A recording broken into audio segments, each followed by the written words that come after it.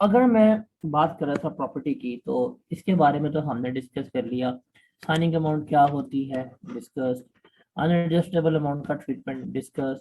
Rent receive, discuss. Forfeit deposit, discuss. इसका मतलब ये तमाम चीज़ें जो हैं वो हमें कैलकुलेट करना आ गई हैं कि ये कैसे। इनकम के बारे में तो हमने सीख लिया। अब हम जिसका डिस्कस करेंगे दैट इज अबाउट एक्सपेंडिचर्स, कि एक्सपेंसेस कैसे क्लेम करने हैं। अगर आपको याद हो, हमने जब पढ़ा था इनिशियली हमने देखा था कि जो हमारा मॉडल है ये रेवेन्यू मॉडल है, विच मींस इसमें से हमें एक्सपेंडिचर्स अलाउ है। अब ये जो एक्सपेंडिचर है ये कैसे कैलकुलेट किए जाएंगे, इसको अब हमने क्या करना है, इसको अब हमने यहाँ पर डिस्कस करना है। अब मैं एक्सपेंडिचर्स की डिस्कस करूंगा। हम एक्सपेंडिचर्स एक दफा कंप्लीट कर लें, फिर में हम एक कंबाइंड क्वेश्चन करेंगे, ताकि हमारा ये जो टॉपिक है, ये जो एरिया है वो कंप्लीट हो जाए। तो अब हम किसके बारे में बात करने लगे हैं, अब हम बात करने लगे हैं एक्सपेंडिचर्स के मुताबिक। एक्सपेंडिचर्स जो है वो किस तरह से ट्रीट होंगे और कैसे उनको लेके चलेंगे। ठीक है, तो इनकम मैंने आपको डन करवा दी है। इनकम के बारे में तमाम चीजें जो हैं वो हमारी क्या हो गई हैं, वो हमारी डन हो गई हैं। This was all story about income. तो एक्सपेंसेस हमें इनकम फ्रॉम प्रॉपर्टी में अलाउ होते हैं, और जो हमारी नेट इनकम आती है एनटीआर का पार्ट बनता है, और नॉर्मल रेट्स के मुताबिक। अब ये जो एक्सपेंसेस है ना, इनको जो हम टैक्स में नाम देते हैं, इनको हम नाम देते हैं अलाउएबल डिडक्शंस का। तो ये क्या है, ये हमारी अलाउएबल डिडक्शंस है। इनको हम देखते हैं। अब ये लिस्ट है, ये सारी लिस्ट है, ये सारे एक्सपेंसेस है, ये हमने यहाँ पे देखना है। अच्छा, यहाँ पे आरसीटी लिखा हुआ है ना, आरसीटी, आरसीटी इसको कहते हैं। सबसे पहले हम बात करते हैं रिपेयर अलाउंस की। रिपेयर अलाउंस, ये जो रिपेयर अलाउंस है ना, इसको हम मैंडेटरी अलाउंस भी कहते हैं। मैंडेटरी अलाउंस का मतलब है कि ये हमने लाजमी लेस करवाना है। ये लाजमी लेस होगा, और ये हर हाल में लेस होगा, चाहे कोई एक्सपेंस गिवन है, चाहे कोई एक्सपेंस गिवन नहीं है। हमने ये जो है, इसको हमने हर हाल में क्या करना है, इसको हमने हर हाल में लेस करवाना ही करवाना है। ये चीज जो है, ये चीज हमें पता होनी चाहिए कि ये हर हाल में होना है। अब असूल क्या है, अब देखो यहाँ पे नोट्स में मेंशन होगा कि ये मैंडेटरी अलाउंस है, ये हर हाल में लेस होने वाला है। असूल क्या है कि जो बिल्डिंग वगैरह का हमें रेंट मिल रहा होगा ना, उस बिल्डिंग का हम क्या करेंगे, उस बिल्डिंग का हम ट्रीटमेंट देंगे। जो बिल्डिंग का रेंट रिसीव हो रहा होगा, हम उसका ट्रीटमेंट लेंगे, और वो क्या होगा, जितना हमें रेंट रिसीव होगा उसका हम 1/5 लेंगे, और उसको एक्सपेंस के तौर पर लेस करवा देंगे। मतलब जो भी रेंट की अमाउंट होगी उसका हम 1/5 लेंगे और यहाँ पे लेस करवा देंगे। जो लैंड होता है, ओपन प्लॉट होता है, उसके अगेंस्ट हमें कोई किसी किस्म के रिपेयर्स एक्सपेंडिचर जो है वो अलाउ नहीं होते। ये सिर्फ बिल्डिंग के अगेंस्ट है। ये भी याद रखिएगा, आप पेपर में सवाल कर रहे हैं, वो आपको गिवन करते कि जी एक्चुअल खर्चे हमारे कितने हुए हैं बिल्डिंग के रेंट के ऊपर या बिल्डिंग के ऊपर रिपेयर की मद में। एक्चुअल आपने हमेशा क्या करना है, इग्नोर करना है। आप हमेशा क्या लेंगे, आप हमेशा 1/5 ऑफ लेंगे बिल्डिंग रेंट, और आप यहाँ पे लेस करेंगे। ये है आपका रिपेयर अलाउंस। तो ये मैंडेटरी है, ये पेपर में गिवन हो या पेपर में ना गिवन हो हमेशा लेस होंगे। उसके अलावा अगर आप बिल्डिंग की इंश्योरेंस पे कर रहे हैं वो भी लेस होगा। उसके अलावा बिल्डिंग से रिलेटेड कोई टैक्सेस हैं, प्रॉपर्टी टैक्सेस हैं, लोकल रेट्स हैं, चार्जेस हैं, प्रॉपर्टी टैक्सेस वगैरह है, वो जो पे कर रहे होंगे वो लेस करेंगे। उसके अलावा ग्राउंड रेंट पेएबल, आपने बस याद रखना है, अगर आप ग्राउंड रेंट पे कर रहे हैं या पेएबल है आपका, वो भी क्या होगा, हमेशा लेस होगा। उसके अलावा अगर आपने कोई घर के ऊपर गिरवी रखवाया हुआ था, या घर के लिए कर्जा लिया था, तो या घर को कंस्ट्रक्ट करने के लिए, रेनोवेट करने के लिए, या उसको रिकंस्ट्रक्ट करने के लिए कर्जा लिया था, और वो घर आपने बना के किराए पे दिया हुआ है, तो उस घर की जो रेंटल इनकम आ रही होगी, आप उस कर्जे पे जो सूद पे कर रहे होंगे वो भी आप लेस करवा देंगे। इसके अलावा अगर आपने हाउस बिल्डिंग फाइनेंस कॉरपोरेशन से या बैंक से अगर आपने लोन लिया है और आप उनको शेयर रेंटल पे कर रहे हैं टुवर्ड्स एप्रिसिएशन वैल्यू, वो भी आप सारे का सारा लेस करवा सकते हैं। उसके अलावा अगर आपने प्रॉपर्टी गिरवी रखवाई हुई थी और उस मॉर्गेज के ऊपर वो जो गिरवी रखवाई हुई है या वो उसके ऊपर कोई इंटरेस्ट पे कर रहे हैं, कोई चार्ज वगैरह पे कर रहे हैं, वो भी क्या कर सकते हैं, आप लेस करवा सकते हैं। तो ये तमाम चीजें हैं, ये लेस हो सकती हैं। ये अंग्रेजी याद करने की जरूरत नहीं है, वो ना हो कि आप इनकी अंग्रेजी याद करने बैठे कि ये हमें लाइन पूरी की पूरी याद रखनी है, ऐसा नहीं है। आपको बस ये रखना याद रखना है कि अगर सूद पे कर रहे हो लेस करवा दो, इंश्योरेंस की अमाउंट पे कर रहे हो लेस करवा दो। आपने बस ये चीज याद रखनी है, ये अंग्रेजी याद करने की जरूरत नहीं है। आपको ट्रीटमेंट जो है वो याद होना चाहिए, वो ट्रीटमेंट आप लोगों के लिए इम्पोर्टेंट है, ना कि ये अंग्रेजी आप लोगों के लिए इम्पोर्टेंट है।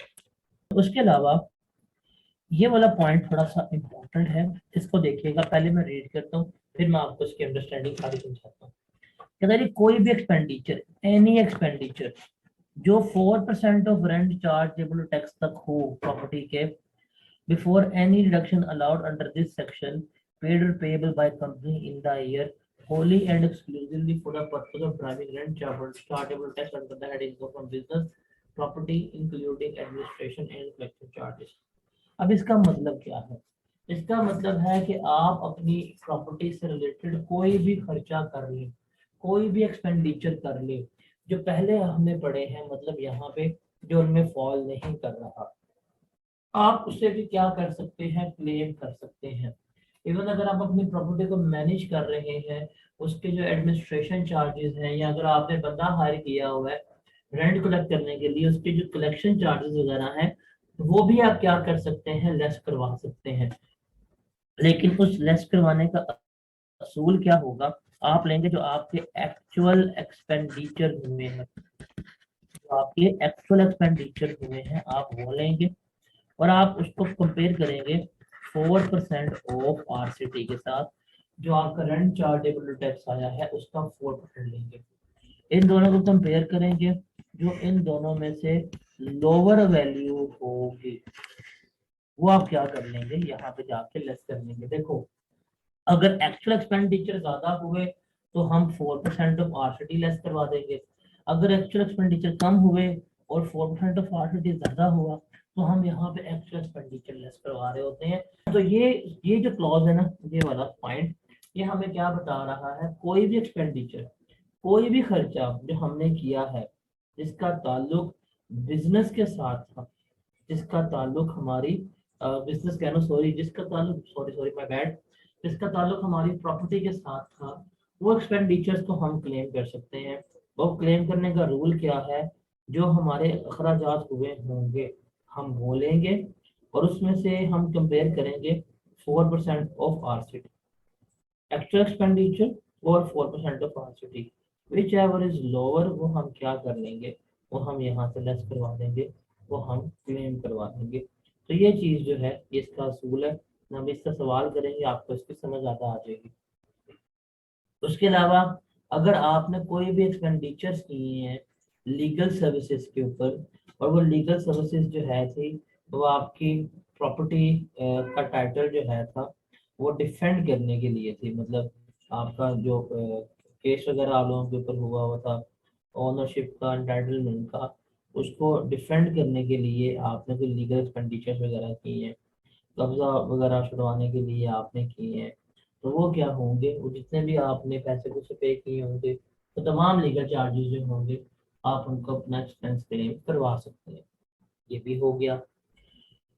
उसके बाद है अनपेड रेंट, ये बड़ा इम्पोर्टेंट है।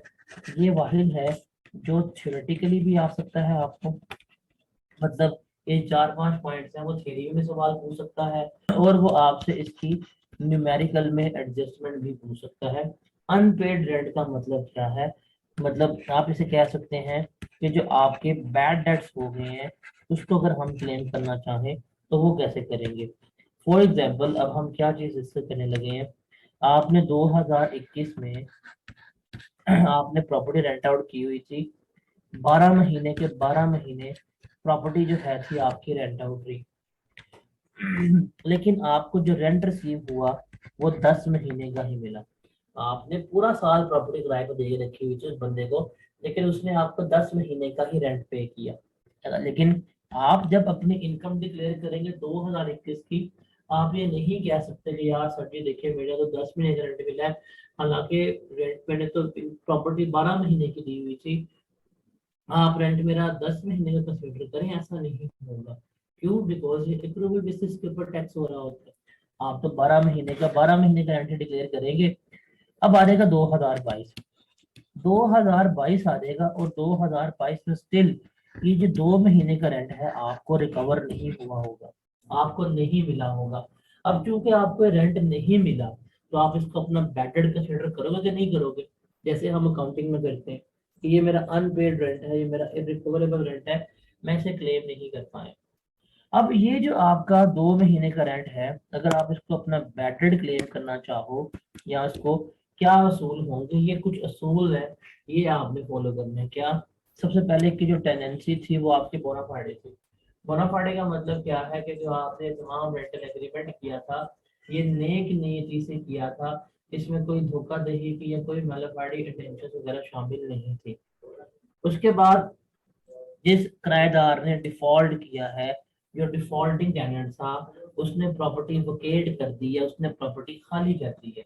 ये नहीं है कि वो उसने रेंट भी नहीं पे किया और आप उसका बैडेड क्लेम करना चाहते हैं और वो बंदा आपकी बिल्डिंग में सुकून से बैठा हुआ है। ना भाई, उसने वो प्रॉपर्टी खाली कर देनी चाहिए। या अगर उसने प्रॉपर्टी खाली नहीं की, तो आपने उससे प्रॉपर्टी खाली कराने के लिए तमाम जो नेसेसरी स्टेप्स हैं वो ले लिए हैं। मतलब अगर आपने पुलिस वगैरह कंप्लेन कर दी है, वट एवर द रीजन, जो आपने तमाम नेसेसरी स्टेप्स है वो टेकअप कर लिए हैं। इसके अलावा जो डिफॉल्टिंग टेनेंट है, जिसने किराया नहीं दिया, वो आपके किसी और प्रॉपर्टी के ऊपर भी ना बैठा हो। ये नहीं है कि आप लाहौर की प्रॉपर्टी का बैडेड क्लेम करने जा रहे हैं और उसी बंदे को आपने शेखुपुरा की प्रॉपर्टी दी हुई है, या कराची की प्रॉपर्टी दी हुई है, इस्लामाबाद की प्रॉपर्टी दी है ना, वो और भी किसी प्रॉपर्टी की ऑक्यूपेशन में ना हो। और कंपनी ने उस बंदे के अगेंस्ट तमाम लीगल प्रोसीडिंग्स जो हैं वो शुरू कर दी हो रेंट वगैरह रिकवर करवाने के लिए। लेकिन कंपनी को ये बिलीव हो कि जो हमने लीगल प्रोसीडिंग स्टार्ट की है, these proceeding will be going to be useless, because हमें ये रेंट वगैरह नहीं मिलना। और सबसे इम्पोर्टेंट, आप जो रेंट बैड रेंट क्लेम करना चाह रहे हैं, या जिस अनपेड रेंट को आप एक्सपेंस क्लेम करना चाह रहे हैं, वो प्रीवियस आपकी इनकम में पार्ट होना भी चाहिए। मतलब जैसे इस केस में 2020 में आपने इसको अपनी इनकम का पार्ट बनाया था, आपने इसको अपनी इनकम का 2021 में पार्ट बनाया था, फिर जाकर 2022 में आप इसका एक्सपेंस क्लेम करेंगे। कि 2021 में आपने इसको इनकम शो की थी, तो 2022 में कहेंगे भाई बैडेड है। ये नहीं होगा कि इस साल रेंट नहीं मिला तो इस साल ही बैडेड कर दो, ऐसा नहीं होगा। बल्कि प्रीवियसली आप इसको इनकम में पार्ट बनाएंगे। पिछले सालों में आपने इसको अपना रेंट शो किया होगा। अब नेक्स्ट ईयर आपको नहीं मिला तो आप क्या करेंगे? आप इसको अपना एक्सपेंस शो कर रहे होंगे। तो अगर ये तमाम कंडीशंस जो है अगर आपकी फुलफिल हो जाए, तो आप उसे क्या कर सकते हैं? आप उसको बैडेड एक्सपेंस क्लेम करवा सकते हैं। मतलब आप उस अनपेड रेंट को आप अपना एक्सपेंस क्लेम करवा सकते हैं। यहाँ पे कंपनी का वर्ड आपको नजर आ रहा होगा। ये रूल कंपनी के लिए भी है, ये रूल इंडिविजुअल्स के लिए भी है, और ये रूल एओपी के लिए भी है। बस सिंपल आपने यही चीज याद रखनी है। तो ये कंडीशंस है जो फुलफिल करनी है। फॉर एग्जांपल 2022 में आपने तमाम कंडीशंस फुलफिल की और आपने जी इसको अनपेड रेंट को अपना एक्सपेंस जो है था वो क्लेम कर लिया, और 2025 में उस बंदे का जज्बा ईमानी जाग गया, उसने कागज मिलकर बयान सुन लिए और वो बंदा आपके पास आ गया, यार मैंने आपका हक मारा था, तो मैंने आपको 2021 में ये रेंट नहीं पे किया था, तो ये लो जी रेंट ले लो। अगर आपको वो जो आपका अनपेड रेंट था जो उस वक्त रिकवर नहीं हुआ था, जिसको आपने बैडेड क्लेम कर लिया था, अगर आपको वो लेटर ऑन रिकवर हो जाए, तो आप दोबारा उसको अपनी इनकम में ऐड कर देते हैं। ये भी चीज याद रखिएगा। उसके अलावा एक और चीज बड़ी इंपॉर्टेंट है कि अगर कोई भी ओनर की लाइबिलिटी हो, जैसे रेंट पे करना, टैक्स पे करना, या कोई भी ओनर की लाइबिलिटी है प्रॉपर्टी से रिलेटेड, अगर वो टेनेंट पे कर दे, तो किरायादार पे कर दे, तो वो जो क्या होगा वो भी ऑनर की इनकम में ऐड हो जाएगी, ऑनर की इनकम का पार्ट बन जाएगी। तो ये तमाम कहानी हमारी एक्सपेंडिचर से मुतालिक थी। इसकी रिक्वायरमेंट है, you are required to compute the taxable income of Mr. Mubeen for tax year 2021। हमने मुबीन की 2021 की इनकम जो है वो कैलकुलेट करनी है। Mister Mubeen on a property at Gulberg Lahore, उसकी गुलबर्ग लाहौर में प्रॉपर्टी है। The said property was rented out to mister Asad, Asad को उसने रेंट पे दी है 1,75,000 पर मंथ के ऊपर। असद ने प्रेमिसेस 31 जनवरी 2021 को छोड़ दी। Asad had paid a sum of rupees 300,000 as unadjustable advance in a tax year 20x8। उसने 2018 में 3 लाख रुपया अनएडजस्टेबल एडवांस के तौर पर दिया था। Mubeen return the said advance on his departure, जैसे मुबीन गया असद ने उसको अमाउंट वापस करवा दी। सॉरी, असद जैसे वापस गया मुबीन ने उसको ये अमाउंट वापस कर दी। The said property remained vacant in the month of February, फरवरी के महीने में प्रॉपर्टी खाली रही, कहीं किराए पे नहीं चढ़ी। Thereafter Gulzar has taken the possession, Gulzar ने उस प्रॉपर्टी की पोजेशन ले ली। रेंट मंथली हुआ 2,20,000 रुपया। जो नया टेनेंट आया गुलजार, उसने 3.5 लाख रुपया सिक्योरिटी जमा कराई। Mubeen incurred the following expenses in connection with the said property, Mubeen ने ये अखराजात किए हैं इस प्रॉपर्टी से मुताबिक। Insurance premium payable, property tax payable, salary of employ appointed for collection charges, bank charges in connection of rent of employ, fees to lawyer for execution of rental agreement, ये इसने पे किया। फर्दर है, इस income from salary इस 5 लाख, उसकी income from salary 5 lakh है, उसके इनकम 1 लाख है, और उसने ज़कात पे की है 45,000 during the year under Zakat ordinance. ये सवाल है, इसको हमने सॉल्व करना है। हमने इसकी टैक्सेबल इनकम कैलकुलेट करनी है। तो हम देखते हैं इसके पास कौन कौन सी इनकम है। पहले आसान है, फिर हम मुश्किल वाली करेंगे। जो इससे हमें गिवन सैलरी गिवन है, बिजनेस गिवन है, वो लिख लेते हैं। यहाँ पे हम ले लेंगे इनकम फ्रॉम सैलरी। ये 2 कॉलम आते हैं, एक यहाँ पे एक यहाँ पे। ये है कितनी, 5 लाख की, हम यहाँ पे वो लिख लेंगे। दूसरी है उसकी इनकम फ्रॉम प्रॉपर्टी आती है, दैट वाज 1 लाख, वो हम यहाँ पे लिख लेंगे। सॉरी, इनकम फ्रॉम बिजनेस है, वो हम लिख लेंगे यहाँ पे 1 लाख। अब तीसरी इसके पास इनकम है, वो प्रॉपर्टी की है। इसके लिए उसने हमें पूरी कहानी बताई है, इनकम फ्रॉम प्रॉपर्टी की। इसके लिए मैं वर्किंग बनाता हूँ, मैं फिर इसको यहाँ पे लाकर सॉल्व करता हूँ। अब यहाँ पे वर्किंग बनाते हैं, वर्किंग नंबर 1 का रेफरेंस देते हैं, इनकम फ्रॉम प्रॉपर्टी। डन हो गया। अब टैक्स ईयर 2021 में पूरी कहानी है। पहले है जी असद, हम ले लेते हैं रेंटल इनकम फ्रॉम असद। देखिए असद से एग्रीमेंट था 1,75,000 पर मंथ का, और ये 31 जनवरी को हमें छोड़ के, तो कितने महीने हमारे पास रहा होगा, जुलाई अगस्त सितंबर अक्टूबर नवंबर दिसंबर जनवरी, 8 महीने, 7 महीने। तो कितना रेंट है, 1,75,000 पर मंथ। हम ले लेंगे जी rent from Asad 1,75,000 per month into 7, कितना बनेगा ये 1255,500, वो हमने यहाँ पे लिख लिया। उसके बाद है जी, इसने प्रॉपर्टी फेब में खाली रही, बाद में इसने गुलजार को दे दी। हम ले लेते हैं यहाँ पे अब रेंटल इनकम फ्रॉम गुलजार।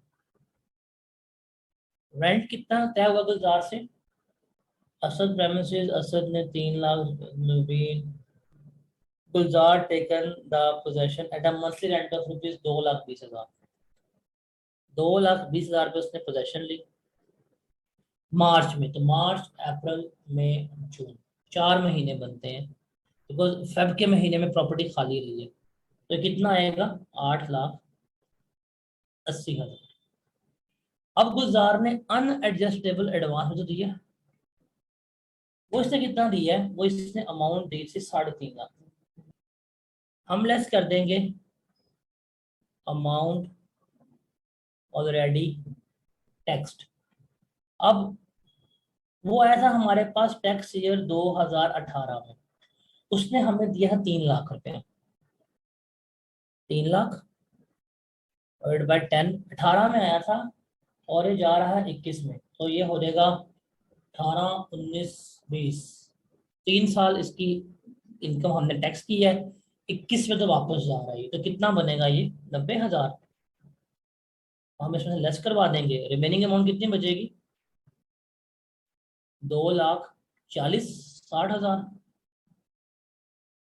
इसका हम 1/10 लेंगे तो ये आ जाएगा 26,000, वो इसकी इनकम फ्रॉम प्रॉपर्टी में ऐड करती जाएगी। हम इसको सम करेंगे तो हमारे पास रेंट चार्जेबल टू टैक्स आ जाएगा, कितना बनेगा 2,131,000, ये रेंट आ गया। अब हमने लेस करनी है इसमें से अलाउएबल रिडक्शंस। मैं सवाल को पढ़ूंगा नहीं, मैंने सबसे पहले मैंडेटरी अलाउंस लेस करना है और वो है रिपेयर्स का। और रिपेयर्स जो होगा वो बिल्डिंग के रेंट का हम लेंगे 1/5। ये 1225 जमा 880 का क्या बनता है बताइएगा जरा, 1225 जमा 880 क्या बनता है 2,105,000। इसका हम 1/5 लेंगे, क्या जवाब आ, ये हम एक्सपेंस लेस कर देंगे एज अ रिपेयर। ये मैंडेटरी है, ये हमेशा 1/5 ही लेते हैं। अब इस सवाल में रिपेयर्स गिवन नहीं थे बट हमने लेने हैं क्योंकि ये मैंडेटरी है। उसके बाद हम ले लेंगे इंश्योरेंस, वो कितने गिवन है, वो 1,80,000 गिवन है, वो हम यहाँ पे लेस करवा लेंगे। उसके बाद हम ले लेंगे प्रॉपर्टी टैक्स पेड, वो हमने पे किया था 80,000, हम भी ले लेंगे। उसके बाद अब यहाँ पे जो है ना ये कलेक्शन चार्जेस आ रहे हैं कि इसको कलेक्ट करने के चार्जेस हैं, वो है 80,000, मैं सम करके चलने लगा। अब कलेक्शन चार्जेस का रूल क्या होता है, एक्चुअल एक्चुअल है हमारे पास 80,000 और हम लेंगे 4% ऑफ आरसीटी, ये हमारे पास आरसीटी है, इसका 4%, 85,240। इसमें से लोअर क्या है, लोअर 80,000 है, तो हम यहाँ पे 80,000 ही क्या करवा देंगे, लेस करवा लेंगे। हमने यही रूल पढ़ा था कि ये जो है हम इसमें से एक्चुअल लेते हैं और 4% of RCT, which ever is lower वो हम लेस करवाते हैं। तो यहाँ पे एक्चुअल जो हमारे कलेक्शन चार्जेस हैं वो 80,000 है, वो हमने यहाँ पे लिख लिए, और 4% ऑफ आरसीटी है 85,240, लोअर 80,000 हम लेस करवा लेंगे। अब ये जो है ना fee to lawyer for execution of rental agreement, ये लीगल फी नहीं है। क्या यहाँ कहीं भी जिक्र है कि ये जो रेंटल एग्रीमेंट ड्राफ्ट करने के हैं वो इसमें आते हैं, तो इसका मतलब ये जो हम लॉयर को फी कर रहे हैं रेंटल एग्रीमेंट ड्राफ्ट करने की, वो इसका पार्ट नहीं बनेगी, तो वो यहाँ पे एक्सपेंस लेस नहीं करवाने चाहिए। इसको काउंट कर लें, सम कर लें, बताएं से कि इसकी इनकम फ्रॉम प्रॉपर्टी कितनी बनती है, कितनी बनती है 137,000। ये क्या आ जाएगी, ये इसकी इनकम फ्रॉम प्रॉपर्टी आ जाएगी। ये हमने यहाँ पकड़ी इसकी इनकम फ्रॉम प्रॉपर्टी, रेफरेंस दिया हमने यहाँ पे लिख ली 137,000,000। इसको जमा करें, ये इसकी कहलाएगी टोटल इनकम। कितनी बनती है 5 और 1 6 69। ये है टोटल इनकम। इस टोटल इनकम में से ये ज़कात लेस कर देंगे 45,000, इसके पास आ जाएगी इसकी फिर टैक्सेबल इनकम 1,925,000, ये बनेगी जी हमारी टैक्सेबल इनकम। तो ये सवाल था। अब मैं आपको एक प्रैक्टिकल बताऊं, प्रैक्टिकली डिफ्रेंशिएट करूं चीज को, आई कैप में और प्रैक्टिकल लाइफ पे थोड़ा सा डिफरेंस है। ये जो है ना ये वाले, जरा यहाँ पे आइएगा, इस पॉइंट को जरा ध्यान से रीड करना, ध्यान से, ये पॉइंट ध्यान से रीड कर लिए। अब ये मैंने अपने से कॉपी पेस्ट नहीं की, ये इनकम टैक्स ऑर्डिनेंस में मैंने छापा मारा हुआ है 15A में से। अब यहाँ पे देखना ये क्या लाइन लिखा हुआ है, एनी रिडक्शन, मैं हाईलाइट कर रहा हूँ, any reduction allowed under this section paid or payable by a company, अब company AOP और individual सेम ही है, in the year wholly and exclusively for the purpose of deriving rent chargeable to tax under the head income from property including admin and collection charges। अगर आप इसको यहाँ से लेके यहाँ तक पढ़े ना, यहाँ से लेके यहाँ तक, इसने यहाँ पे बड़े वाजिया तौर पर लिख दिया कि कोई भी आपका एक्सपेंडिचर एक्सक्लूसिवली उस प्रॉपर्टी के लिए हुआ है जिसमें से आप रेंटल इनकम कमा रहे हैं, वो आप लेस करवा सकते हैं। तो प्रैक्टिकली बताऊं आपको, अगर मैं प्रैक्टिकली काम कर रहा होता ना, प्रैक्टिकली, तो मैं इसको जरा कुछ इस तरह से करता। जरा यहाँ पे देखिएगा, जब मैं ये ले रहा होता ना, तो मैं जो एक्चुअल चार्जेस ले रहा था, एक्चुअल चार्जेस में मैं लेता ये 60,000 रुपये एम्प्लॉय की सैलरी, 20,000 रुपये बैंक कलेक्शन चार्जेस, ये आगे 60 जमा 20, और ये जो रेंटल एग्रीमेंट है ये इसी प्रॉपर्टी के लिए ही हुआ है। और ये सेक्शन मुझे साफ साफ कह रहा है कि अगर आपके चार्जेस सिर्फ उस प्रॉपर्टी के लिए हो रहे हैं जो रेंट पे दिए हुए हैं, वो आप क्लेम कर सकते हैं। तो मैं ये भी ऐड कर लेता, तो मैं इसको भी ऐड करता। ये कितना बनना था, 60 जमा 20 जमा 50, कितना बनता है, 80 और 50, 130, ये 130 बनता। और मैं इसको कंपेयर करता 4% ऑफ आरसीटी के साथ, जो आता है मेरा 85,240। तो मैं फिर यहाँ पे 80 की बजाय 85,240 लेस कर रहा होता।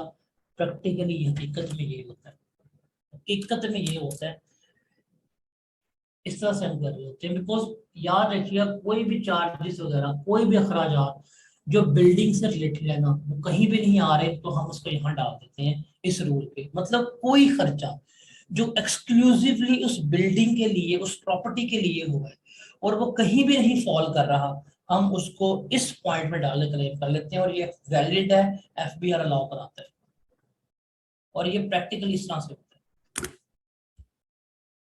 है। आगे चलते हैं, आगे हम बात करते हैं को ओनरशिप की। ये जो को ओनरशिप है ना, मैं इसको यहाँ पे डिस्कस नहीं करूंगा कभी भी। हम थोड़े दिनों बाद जाके एओपी डिस्कस कर रहे होंगे, हम इसको वहां पे जाके डिस्कस करेंगे, वहां पे हम इसकी डिटेल्स जो होंगी तमाम वहां पे कंसीडर करेंगे। बिकॉज अभी हमने एओपी नहीं पढ़ी, जब हम एओपी पढ़ेंगे तो हमें ज्यादा अंदाजा हो जाएगा कि एओपी की टैक्सेशन कैसे होती है, और ये को ओनरशिप क्या होती है, को ओनरशिप की टैक्सेशन किस तरह से होती है। तो हम ये जाके बात वहां पे कर रहे होंगे, बट हम थोड़ी सी को ओनरशिप को यहाँ पे स्लाइडली डिस्कस कर लेते हैं। इसका ट्रीटमेंट हम एओपी के साथ करेंगे। ऐसे कॉमन सवाल करता हूँ, को ओनरशिप किसे कहते हैं। अब को ओनरशिप कहते हैं कि एक प्रॉपर्टी है, इसको मिस्टर ए और मिस्टर बी दोनों ज्वाइंटली ओन कर रहे हैं, और आपने ये प्रॉपर्टी क्या दी हुई है, ये प्रॉपर्टी आपने रेंट पे दी हुई है। अब जो आपको इस प्रॉपर्टी का रेंट आ रहा है ना, इस रेंट का ट्रीटमेंट क्या होगा, वो हमने क्या करना है, वो हमने यहाँ पे डिस्कस करना है। इसमें सिंपल सी बात है, अभी थोड़ा सा मैं आपको गाइड कर देता हूँ, बट एओपी में जाकर हम डिटेल में पढ़ेंगे कि यहाँ पे जो को ओनरशिप में है ना शेयर, ये जो को ओनर्स हैं, अगर इनका शेयर जो है वो असर्टेनेबल है, मतलब हमें पता है कि ये इतने परसेंट का मालिक है, ये इतने परसेंट का मालिक है, हमें उनकी शेयर की सर्टेनिटी का पता है। अगर ये सीन है ना, तो फिर इनकी जो रेंट इनकम मिलेगी वो मेंबर्स के इनकम का पार्ट बनेगी, वो मेंबर्स के पर्सपेक्टिव से टैक्स हो रही होगी। मतलब जो रेंटल इनकम आएगी वो मिस्टर ए की जो हिस्सा होगा वो अपनी इनकम में ऐड करेगा, अपना प्रॉपर्टी इनकम शो करेगा, और जो बी को हिस्सा मिलेगा वो अपनी इनकम में ऐड करेगा, अपना इनकम शो करेगा। फॉर एग्जांपल, अगर 1 लाख रुपया रेंट आ रहा है, और ए जो है वो 60% मालिक है, और बी जो है वो 40% मालिक है, हमें इनका शेयर का पता है, तो मिस्टर ए की इनकम फ्रॉम प्रॉपर्टी में निकल लेगा 60,000, और मिस्टर बी की इनकम फ्रॉम प्रॉपर्टी में निकल लेगा 40,000।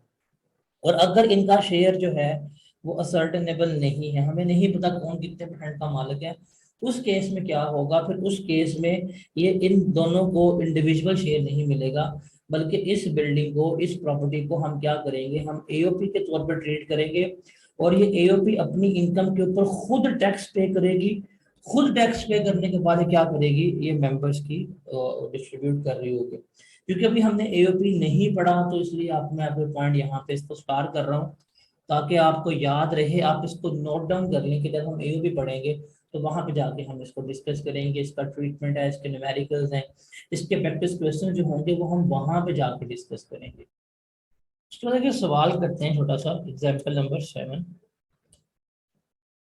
मिर्ची, भिंडी एंड कद्दू starts a new consultancy firm naming Nawab Consultancy and Co.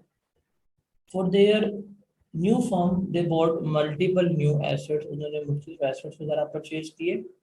In addition to those assets, they jointly purchased a shop in shopping mall and rent it out on 1st December 2021.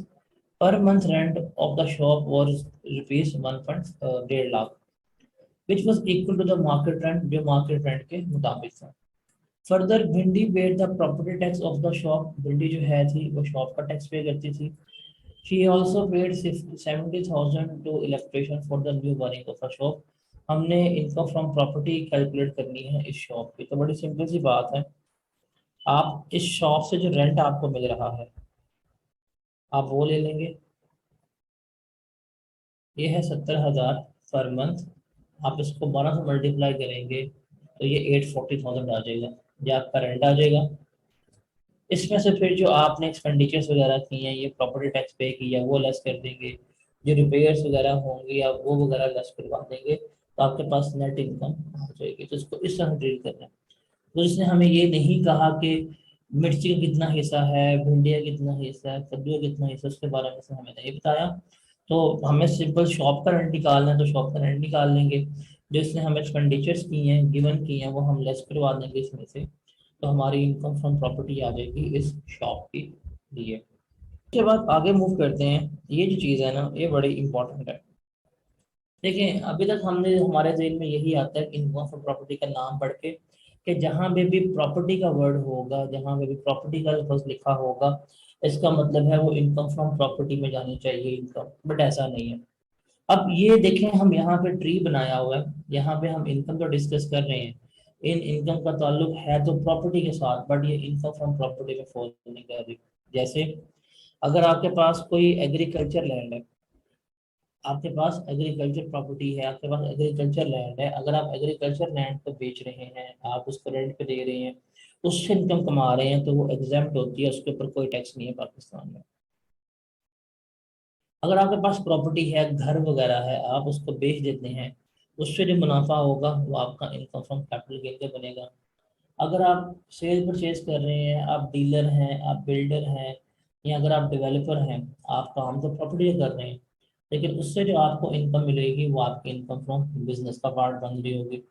उसके अलावा अगर आप subletting कर देते हैं, या अगर आपको 7 बिल्डिंग के प्रिंट आउट किया 7 सर्विसेज भी प्रोवाइड कर रहे हैं, लाइक मेस की सर्विसेज, सिक्योरिटी गार्ड की सर्विसेज, सर्विसेज भी अगर आप प्रोवाइड कर रहे हैं, या अगर आपको प्रॉपर्टी खाली करने के पैसे मिल रहे हैं, या अगर आपने बिल्डिंग रेंट आउट की है विद प्लांट एंड मशीनरी, अब यहाँ पे भी इनकम का ताल्लुक बिल्डिंग के साथ है, प्रॉपर्टी के साथ है, लेकिन ये हमारी इनकम फ्रॉम अदर सोर्स में ट्रीट हो रही होगी। तो अभी चूंकि हमने इनकम फ्रॉम अदर सोर्स आगे जाके पढ़ना है, हम इस चीज़ को डिटेल में डिस्कस करेंगे कि क्या होती है क्या नहीं होती, ये तमाम रूल्स जिनकी कैलकुलेशन देखेंगे। हमने बिजनेस पढ़ना है, हम उसको भी देखेंगे। इवन हम कैपिटल गेन जब स्टार्ट करेंगे हम इसको भी देख रहे होंगे। तो एक चीज सिर्फ ये ट्री आपको शो कर रहा है कि प्रॉपर्टी का कतई मतलब ये नहीं है कि प्रॉपर्टी की इनकम हमेशा इनकम फ्रॉम प्रॉपर्टी में जाएगी। अब यहाँ पे आपको सामने गिवन है, इनकम का ताल्लुक प्रॉपर्टी के साथ तो है, बट ये हमारी इनकम फ्रॉम प्रॉपर्टी में फॉल नहीं कर रही होगी। तो याद रखिएगा, इनकम फ्रॉम प्रॉपर्टी में कौन सी इनकम आएगी, हमेशा रेंटल इनकम आएगी, ये आपने बस याद रखना। तो जब आप चारों हेड्स ऑफ इनकम पढ़ रहे हो, अगर आपको कंफ्यूजन हो रही हो कि कौन सी प्रॉपर्टी की इनकम किस हेड ऑफ इनकम में फॉल करेगी, तो आप ये ट्री देख लीजिएगा, इसमें से आपको तमाम चीज़ें समझ आ जाएंगी। उसके बाद हम बात करते हैं एग्रीकल्चर इनकम की जो एग्जाम्प्ट है, मतलब ये जो चीज़ है वो हम यहाँ पे डिस्कस कर लेते हैं। एग्रीकल्चर इनकम में से 2 से 3 दफ़ा सवाल पेपर में आपको मिलेगा। एक दफ़ा न्यूमेरिकल में आ चुका हुआ है, थ्योरेटिकल भी आ चुका हुआ है, इसको हम डिस्कस करते हैं, ये इम्पोर्टेंट है जरूर। और यहाँ पे हम चूंकि इनकम फ्रॉम प्रॉपर्टी पढ़ रहे हैं, तो हम यहाँ पे जो प्रॉपर्टी इनकम होगी उसके बारे में भी डिस्कशन करेंगे। सबसे पहले हम डेफिनेशन देखते हैं कि एग्रीकल्चर इनकम है क्या। सबसे पहले हम एग्रीकल्चर इनकम की डेफिनेशन देखते हैं, उसको डिफाइन कैसे किया जाए। ये जो चीज़ है ये डिफाइन करना है हमने इसको, उसके बारे में हमने यहाँ पर बात करनी है। कहता है जी agriculture income means an income which satisfies the following condition. जो ये कंडीशंस को सेटिस्फाई कर रहा है वो हमारी एग्रीकल्चर इनकम कहलाती है। कौन कौन से? The income is derived from land, कि ये इनकम, ये आमदनी आप जमीन से कमा रहे हैं। ये आमदनी, ये income in the form of rent भी हो सकती है कि आपको किराए के फॉर्म में मिल रही है, या आपको रेवेन्यू की फॉर्म में मिल सकती है। मतलब आप उस जमीन के ऊपर काश्तकारी करते हैं, आप उनको बेचते हैं, तो जो उससे पैसे मिल रहे हैं वो भी इसमें इंक्लूड होते हैं, नंबर वन। और सेकंड थिंग इज दैट कि जिस लैंड से हम इनकम कमा रहे हैं, that land must be use for agriculture purposes. वो लैंड ज़रूरी मकासद के लिए इस्तेमाल होना चाहिए। And that land must be situated in Pakistan, और वो लैंड का पाकिस्तान में होना चाहिए। अगर कोई भी इनकम इन दोनों कंडीशंस को जस्टिफाई कर दे, कोई भी इनकम इन दोनों कंडीशंस को सेटिस्फाई कर दे, हम ऐसी इनकम को क्या कहेंगे? हम ऐसी इनकम को एग्रीकल्चर इनकम कंसीडर करेंगे। ये हमने बात की एग्रीकल्चर इनकम की। अब ये है एग्रीकल्चर इनकम का ट्रीटमेंट। ये जिस बंदे के पास एग्रीकल्चर इनकम है उसका ट्रीटमेंट क्या है कि ये एग्जाम्प्ट होती है, जो इसके ऊपर हम इनकम टैक्स वगैरह पे नहीं कर सकते। अब हम देखते हैं कि various sources of agriculture income के, कि किन जराए से हम एग्रीकल्चर इनकम कमा सकते हैं, उसके बारे में हमने यहाँ पे थोड़ी सी डिस्कशन कर लेते हैं। देखें, एग्रीकल्चर इनकम इन इन जराए से हम कमा सकते हैं। जो कल्टीवेटर है, काश्तकार है, या receiver of rent in kind for the sale of agriculture produce without performing any further process. Sales tax में हम पढ़ के आ चुके हैं प्रोसेसिंग या मैन्युफैक्चरिंग क्या होती है। अब जो काश्तकार है या जो उस खेत का मालिक है, उसने जो चीज़ें वगैरह उगाई हैं, अगर वो उनको मार्केट में बेच देता है कोई भी प्रोसेस किए बिना, उसमें से जो उसको इनकम रिसीव हो रही होती है वो उसकी एग्रीकल्चर इनकम कहला रही होती है। आपने गंदम उगाई, आपने गंदम एज इट इज बेच दी, तो वो गंदम जो है वो आपकी एग्रीकल्चर इनकम कहलाएगी। आपने सब्जियां उगाई हैं, भिंडी उगाई हुई थी, भिंडी तोड़ के आपने एज इट इज बेच दी, वो जो भिंडी बेचेंगे वो आपने उसके ऊपर कोई प्रोडक्शन, कोई मैन्युफैक्चरिंग प्रोसेस कुछ भी नहीं किया, तो वो क्या कहलाएगी? वो आपकी एग्रीकल्चर इनकम कहला रही होगी। तो वो जो कल्टीवेटर है, जो काश्तकार है, या जिसने वो जमीन रेंट पे ली हुई है, जो मालिक है, जो काश्तकारी करवा रहा है, और काश्तकारी करवाने के बाद वो आगे सामान बेच देता है, चावल बेच दी, पूंजी बेच दी, सब्जियां बेच दी, तो वो जो उनको इनकम मिल रही होती है वो उनकी एग्रीकल्चर इनकम कंसीडर हो रही होती है। उसके अलावा अगर income from the performance of any process by the cultivator or receiver of renting kind generally employed to render the produce fit to be taken to the market, कि जो आपने चीज़ें वगैरह उगाई हैं, आप उन चीज़ों वगैरह को उगाने के बाद खेत से मार्केट तक जब आप बेचते हो, उस दौरान अगर आपको इनकम कमा रहे हो तो आपके पास ट्रॉली की सर्विसेज हैं, आप सब्जियां लोड करते हैं यहाँ से गांव से और मार्केट में सप्लाई कर देते हैं। अगर उससे अगर कोई आपकी इनकम वगैरह अर्न हो रही है तो वो भी आपकी एग्रीकल्चर इनकम कंसीडर होगी और वो भी एग्जाम्प्ट होती है। ये जो दोनों है इसका ताल्लुक तो इनकम फ्रॉम बिजनेस से होगा। ये जो है ना, ये वाली, इसका ताल्लुक है बिल्डिंग के साथ। क्योंकि हम इनकम फ्रॉम प्रॉपर्टी पढ़ रहे हैं इसलिए ये ज़्यादा इंपॉर्टेंट हो जाती है। ये है income from building, agriculture income, लेकिन ताल्लुक है ज़मीन के साथ, जायदाद के साथ। कहते हैं जी इनकम फ्रॉम बिल्डिंग की जो एग्रीकल्चर इनकम है वो कौन कौन सी है? कि अगर बिल्डिंग जो है वो ओन्ड या ऑक्युपाइड हो बाय कल्टीवेटर और रिसीवर ऑफ रेंटिंग काइंड, मतलब जो काश्तकार है या जो जमीन का मालिक है जिसके पास खेत है, अगर उसके पास कोई बिल्डिंग है और वो जो बिल्डिंग है वो इमीडिएट विसिनिटी में है उस लैंड के जो एग्रीकल्चर पर्पस के लिए इस्तेमाल हो रहा है। अब देखें, ये आपके पास जमीन है, यहाँ पे आप खेती कर रहे हैं, मतलब यहाँ पे फसल आपकी उगी हुई है, और बिल्कुल इसकी इमीडिएट विसिनिटी में, इसके बिल्कुल नुक्कड़ के ऊपर आपने क्या की हुई है, आपने बिल्डिंग बनाई हुई है, और इस बिल्डिंग को आप यूज कर रहे हैं एज अ डेवलिंग हाउस या स्टोर हाउस, या अपना सामान घर रखने के लिए, मतलब जो एग्रीकल्चर सामान है जो खेतों में इस्तेमाल हो रहा है उसके ही लिए आप इस्तेमाल कर रहे हैं। ये अगर आपने इस बिल्डिंग को रेंट पे ले दिया है, तो इस बिल्डिंग का जो रेंट आपको रिसीव हो रहा होगा वो भी क्या होगा, आपके एग्रीकल्चर इनकम का पार्ट बनेगा, और जो इसका रेंट आपको मिलेगा वो क्या होगा, एग्जेम्प्ट होगा, इसका कोई ट्रीटमेंट नहीं होगा। क्योंकि हम इनकम फ्रॉम प्रॉपर्टी पढ़ रहे हैं, तो इनकम फ्रॉम प्रॉपर्टी के लिए ये वाला जो एरिया है ये बड़ा इंपॉर्टेंट है। अब वो पेपर में आपको मल्टीपल प्रॉपर्टीज गिवन कर सकता है, वो कह सकते हैं जी आपके पास एक एग्रीकल्चर लैंड था, वो लैंड खेत आपने रेंट पे दिया हुआ था, वो खेत आपने रेंट पे दिया हुआ वो तो एग्जेम्प्ट है, लेकिन उसके बिल्कुल इमीडिएट विसिनिटी में बिल्डिंग थी, वो आप स्टोर हाउस तौर पे इस्तेमाल कर रहे थे, वो भी आप बिल्डिंग भी रेंट पे दी हुई थी, उस बिल्डिंग से इतना किराया मिला था, तो वो भी आपकी जो बिल्डिंग है वो एग्रीकल्चर इनकम ही ट्रीट होगी और वो भी एग्जेम्प्ट होगी, सब्जेक्ट टू दीज कंडीशन, अगर ये 3 कंडीशन जो है वो फुलफिल हो रही हो। तो ये हमारा क्या है, ये हमारा एग्रीकल्चर इनकम के बारे में है। क्योंकि हम इनकम फ्रॉम प्रॉपर्टी पढ़ रहे हैं तो हमने एग्रीकल्चर इनकम पढ़ ली, अगर कोई एग्रीकल्चर इनकम होगी वो हमारी एग्जाम ट्रीट हो रही होगी। तो ये इसको आपने ना अच्छी तरह रीड करना है, रटा नहीं मारना, बट आपने इसको अच्छी तरह रीड करना है। अच्छा जी, अब आगे हम बात करते हैं सेल्फ हायरिंग की। ये जो सेल्फ हायरिंग वाली चीज है ना, ये सेल्फ हायरिंग वाली, ये है तो इनकम फ्रॉम सैलरी में थी, बट इसको मैंने वहां पे डिस्कस नहीं किया, इसको हम यहाँ पे इनकम फ्रॉम प्रॉपर्टी में डिस्कस करने लगे हैं। सेल्फ हायरिंग क्या होती है, इसको समझिएगा सेल्फ हायरिंग को, कि आपके पास एक प्रॉपर्टी है, इस प्रॉपर्टी का जो मालिक है वो एम्प्लॉयर, मुलाजिम, ये है इस प्रॉपर्टी का मालिक।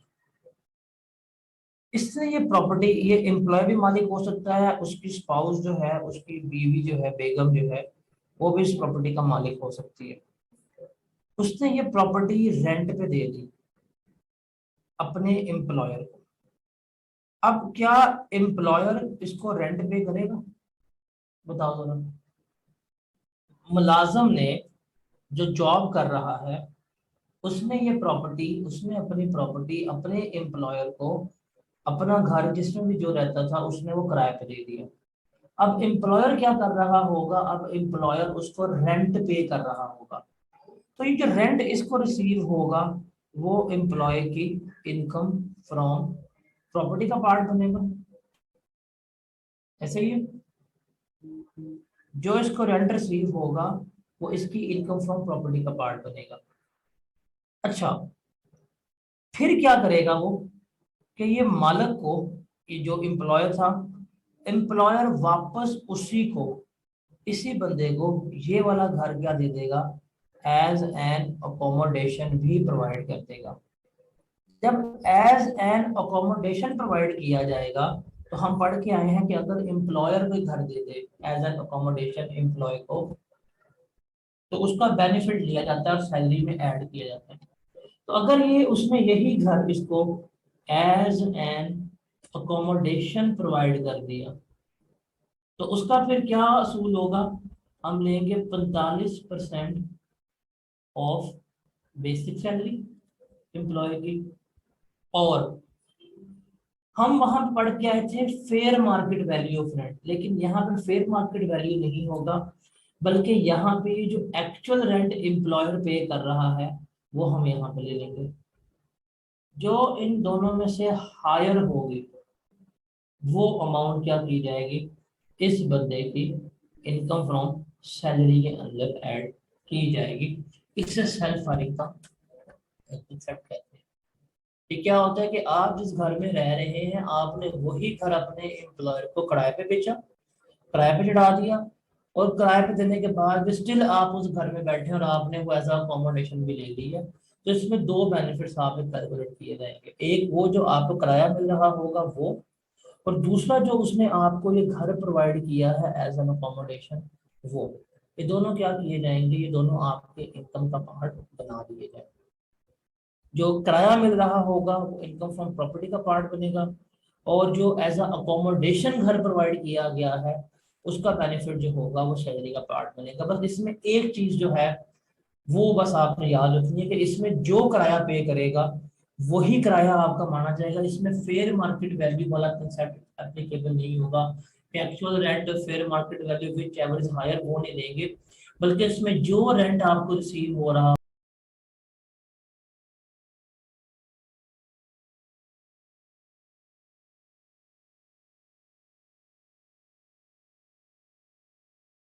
हमने पढ़ा एनटीआर में टैक्स होती है, अप्रूवल बेसिस में होती है, प्रॉपर्टी इमूवेबल है, रेंटल इनकम से डील करती है, लैंडलॉर्ड रिलेशन है, वो हमने डिस्कस कर लिया। फिर हमने देखा एफएनपी सीआईडी क्या होती है, एग्रीकल्चर इनकम क्या होती है, सेल्फ हायरिंग क्या होती है, ओनरशिप क्या होती है, ये हमने पढ़ा। उसके बाद हमने देखा अदर सोर्स में क्या जाएगी, vacating the property, amenities, utilities, property with machine, sub letting of property, ये हम आगे जाके पढ़ लेंगे अदर सोर्स में। फिर इनकम फ्रॉम प्रॉपर्टी में हमने इनकम की कैलकुलेशन सीखी थी कि जो साइनिंग अमाउंट मिलती है टैक्सेबल अनएडजस्टेबल अमाउंट का 1/10 लेके ऐड करती है, रेंट रिसीव होता है, जो फॉरफिटेड डिपॉजिट है वो देखा, जो हमें बैड डेट रिकवर हो जाए, मतलब एक वो बैड डेट जो हमने बैड डेट क्लियर क्लेम कर लिया था, अगर वो हमें बाद में रिकवर हो जाए वो भी हम इनकम में ऐड करते हैं। और उसके अलावा कोई भी ऑनर की लाइबिलिटी, कोई भी ऑनर की लाइबिलिटी जो है थी अगर वो टेनेंट पे कर दे तो वो भी क्या की जाएगी, वो ऑनर की इनकम में ऐड कर दी जाएगी, ये भी हमने पढ़ लिया हुआ। उसके बाद हमने एक्सपेंडिचर्स पढ़े कि हमें रिपेयर्स जो है वो 1/5 ऑफ आर्शिटिंग, मतलब जो रेंट होता है बिल्डिंग का उसके अलावा होते हैं, building insurance, property taxes, ground rent, profit on rent, collection charges, unpaid rent, legal charges, ये सारे लेस करते हैं तो हमारे पास क्या आ जाती है, टोटल इनकम आ जाती है। तो पूरा इनकम फ्रॉम प्रॉपर्टी जो है वो समराइज वे में ये है। अगर आपको इनकम फ्रॉम प्रॉपर्टी याद हो गई है, आप उसको क्विकली रिवाइज करना चाहते हैं, ये शीट अपने सामने रखें, इसमें से पढ़ें यार बैड डेट रिकवरी, हाँ बैड डेट रिकवरी का क्या सूट था, अगर आपको वो याद है ठीक है। आपने पढ़ा ग्राउंड रेंट, ठीक है क्या होता है याद आ गया। अनपेड रेंट को क्लेम करने का क्या सूल है, याद आ गया। फिर 5 पॉइंट से टेनेंसी बोनाफाइड होनी चाहिए, आपने उस बंदे ने बिल्डिंग वेकेट कर दी है, आपने उसके अगेंस्ट तमाम लीगल प्रोसीडिंग स्टार्ट कर दिया, जो इनकम थी वो प्रीवियसली आपकी इनकम का पार्ट बनी हुई थी, वो तमाम कंडीशन अगर फुलफिल हो तो आप अनपेड रेंट को एक्सपेंस क्लेम कर सकते हैं। अगर आप वो तमाम चीज़ों को जस्टिफाई कर सकते हैं तो ये आपको याद आ गया।